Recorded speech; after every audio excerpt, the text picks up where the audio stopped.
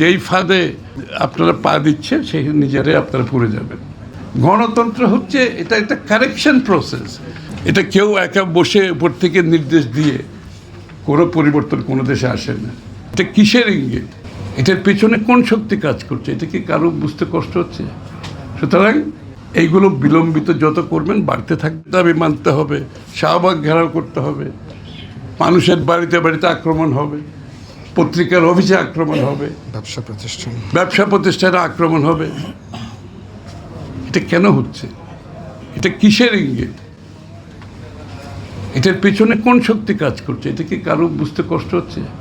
সুতরাং এইগুলো বিলম্বিত যত করবেন বাড়তে থাকবে এবং যেই ফাঁদে আপনারা পা দিচ্ছেন সেই নিজেরাই আপনারা পড়ে যাবেন, কোনো লাভ হবে না।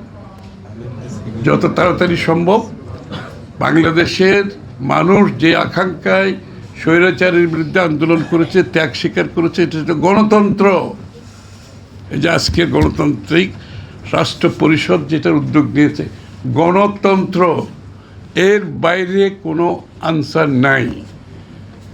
এর বিপরীতে যদি আপনারা দাঁড়ান তাহলে আমরা যে প্রথমেই আমি বলেছি, যাদের সমর্থনে সরকার প্রতিষ্ঠা হয়েছে, যাদের সমর্থনে আমরা একটি গণতান্ত্রিক উত্তরণ দেখতে চেয়েছি সরকারের কাছ থেকে, সেই সমর্থন এটা তো ব্ল্যাঙ্ক চেক না, এটা ব্ল্যাঙ্ক চেক না।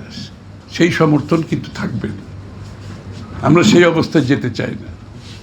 আমরা চাই সরকার একটা নিরপেক্ষ ভূমিকা পালন করুক।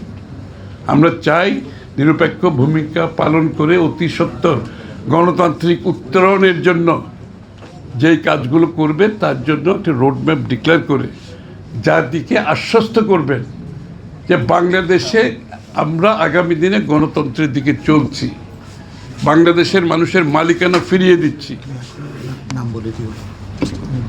এইটা যখন আশ্বস্ত হবে, দেশে শান্তি ফিরে আসবে, স্থিতিশীলতা আসবে, মানুষ নির্বাচনের দিকে ধাবিত হবে, তারা তাদের নির্বাচিত প্রতিনিধিদের মাধ্যমে সংসদ সরকার পরিচালনার মাধ্যমে একটি জবাবদিহি অবস্থানে দেশকে নিয়ে আসবে।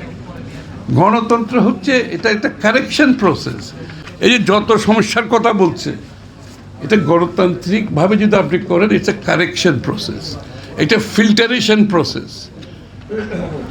এটা কেউ একা বসে উপর থেকে নির্দেশ দিয়ে কোনো পরিবর্তন কোনো দেশে আসে না। গণতান্ত্রিক প্রক্রিয়ার মাধ্যমে তো it's a correction process, it's a filtration process. এর মাধ্যমে আপনাকে এটা করতে হবে। এর বাইরে আর কোনো ওষুধ নাই, এর বাইরে আর কিছু করার নাই। এর বাইরে করতে গেলেই সমস্যা হবে। সুতরাং গণতান্ত্রিক প্রক্রিয়া, গণতান্ত্রিক উত্তরণের জন্য রোডম্যাপের মাধ্যমে দেশের মানুষের মালিকানা ফিরিয়ে দিয়ে তাদের নির্বাচিত সরকার, তাদের সংসদ, যারা তাদের কাছে দায়বদ্ধ থাকবে, এই অবস্থা যত তাড়াতাড়ি আমরা দেশে আনতে পারবো, দেশ অত তাড়াতাড়ি একটা স্থিতিশীলতার দিকে, একটি মুক্ত রাজনৈতিক পরিবেশের দিকে যাবে, যেখানে সবাই মুক্তভাবে কথাবার্তা বলতে পারবে।